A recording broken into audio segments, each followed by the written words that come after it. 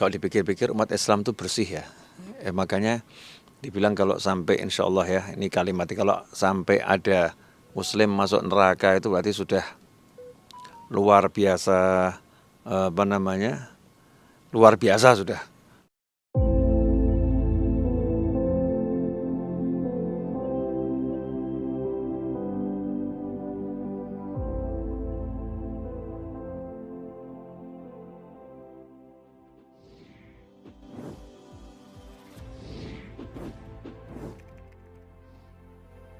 Kita akan ngobrol santai tentang menata ulang hidup.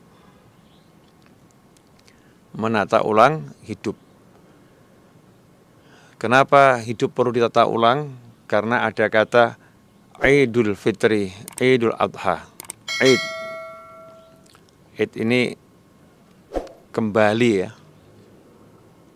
dari ada.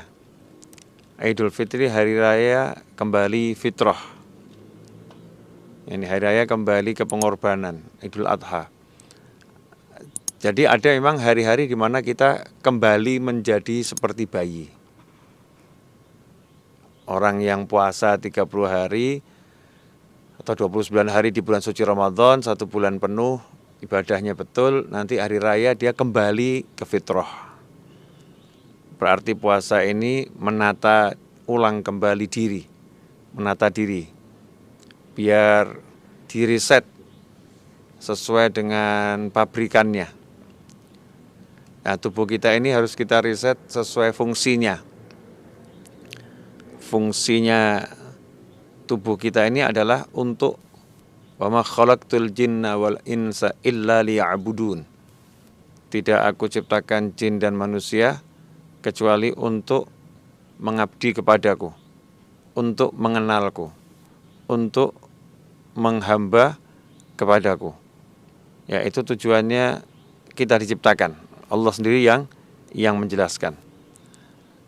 Sehingga ketika kita menjalani kehidupan ini keluar dari konteks ibadah, enggak ibadah, ya maka kita mengalami kerusakan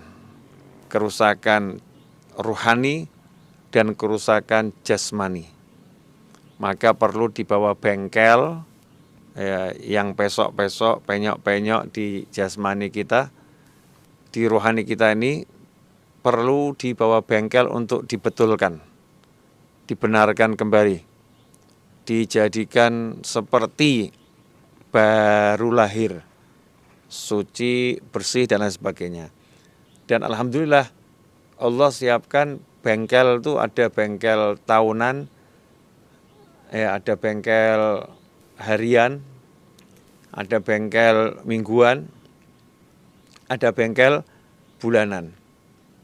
Nah, bengkel bulanan seperti ya puasa 3 hari dalam 1 bulan. Bengkel harian yaitu sholat 5 waktu. Ya, bengkel tahunan ya puasa bulan suci Ramadan. Ya, kemudian puasa hari Arafah. Itu termasuk bengkel tahunan. Banyak ya Allah siapkan. Kalau dipikir-pikir umat Islam itu bersih ya. Makanya dibilang kalau sampai insya Allah ya, ini kalimatnya kalau sampai ada Muslim masuk neraka itu berarti sudah luar biasa, luar biasa sudah. Luar biasa. Karena jenjang untuk masuk neraka itu kan harus lewat yaumul hisab dulu. Sebelum yaumul hisab kan ada padang mahsyar. Di padang mahsyar itu ada syafaat kubro Nabi Muhammad SAW. Ya, sebelum mahsyar ada kubur. Di kubur itu ada kesempatan dapat ampunan dari doa mukminin wal mukminat yang masih hidup. Doakan terus. Jadi kalau sudah hidup belum dapat ampunan, setelah wafat masih ada kesempatan dapat ampunan. Ya, setelah dibangkitkan dari kubur ada kesempatan dapat ampunan. Jadi kalau sampai mentok itu sampai masuk neraka itu berarti kan ya luar biasa. Insya Allah kita semua selamat. Insya Allah masuk surganya Allah Ta'ala bidun hisab insya Allah. Nah, baiklah, sekarang kita akan ngaji alias belajar ya. Judulnya adalah menata ulang diri. Ya, menata ulang diri. Bagaimana kita menata ulang diri kita agar diri ini jadi baik. Yang perlu dijelaskan begini dulu sebelum menata ulang diri. Kenapa ditata ulang itu? Karena diri kita ini awalnya sudah sangat bagus. Ya, sangat bagus, seharusnya menjadi lebih bagus. Kita tahu handphone itu dikeluarkan pabriknya udah sangat bagus. Nah, kemudian pabriknya membuat update ya. Betul Mas Seto ya, diupdate OS-nya. Kalau itu iOS, kemudian diupdate Android-nya. Ada updatean untuk sistemnya. Tapi kalau diupdate dia hang terus, biasanya kemudian di reset. Ya kan? Kesetelan pabriknya. Baru nanti diupdate lagi. Terus begitu. Nah, kita ini seharusnya tinggal di dunia, detik demi detik itu update terus. Karena Allah berikan updatean yang luar biasa untuk hati kita, untuk tubuh kita, untuk rohani kita. Allah berikan update yang luar biasa. Makanya tinggal di dunia ini kan judulnya kan mampir ngombe, numpang untuk minum. Numpang minum itu kan berarti kan dahaganya hilang. Jadi tambah vitaminnya, tambah ininya. Nah, begitu pula kita di dunia ini. Kalau kita bisa betul-betul menjalankan perintah Allah, menjauhi larangan Allah, maka kita keluar dari dunia ini dengan ruhani yang jauh lebih hebat.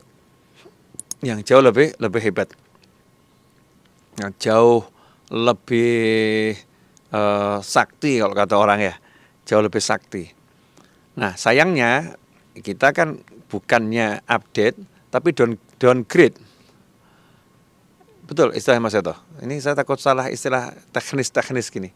Downgrade.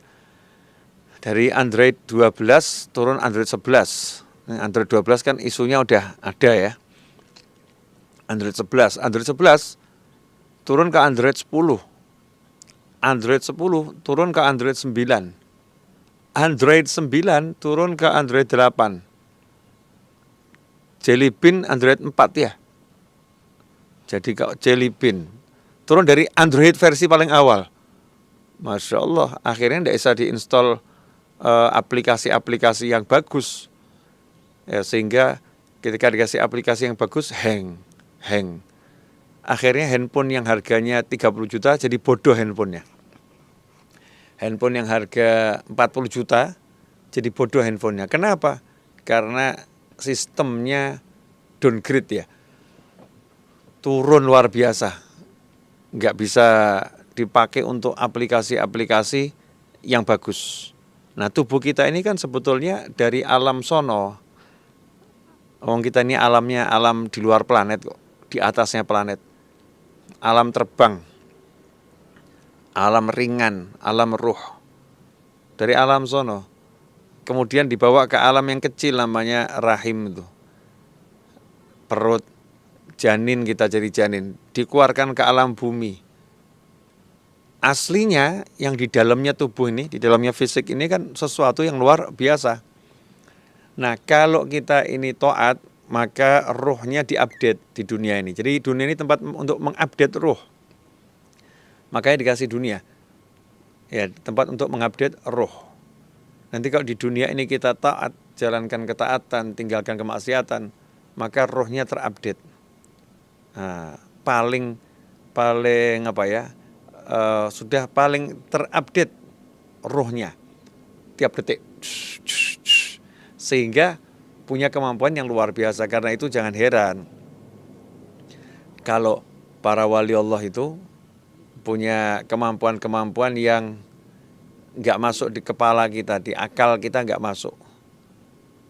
Ya, makanya ada orang-orang yang suka baca kisahnya wali, kemudian nggak bisa jadi wali, terus membuat film. Filmnya judulnya Superman, Batman, ya, Iron Man, apalagi Doraemon ya. Iya, mau jadi Doraemon enggak jadi ya Doraemon gitu. Apalagi Apa Ustaz Is? SpongeBob. Oh, ya, apalagi yang itu loh, yang sekali, wah, Thanos. Karena itu baca kisah wali-wali, baca kisah wali-wali tapi nggak punya wali dia. Karena nggak punya wali, ya sudah dia buat film aja. Nah, lucunya kita lebih percaya kisah yang dibuat sama orang-orang Hollywood daripada kisah nyata para wali. Kisah nyata para wali kita anggap, wah udahlah, jangan berlebihan baca kisah-kisah para wali. Wah itu nggak masuk akal. Ya, kisah wali-wali dibilang nggak masuk akal. Film-film Hollywood, wah itu seakan-akan paling benar gitu. Bahkan diyakini menjadi sebuah kebenaran. Naudzubillah min dzalik. Meskipun film itu dibuat dengan dasar-dasar ilmiah, tapi itu kan belajarnya kan dari kisah wali-wali.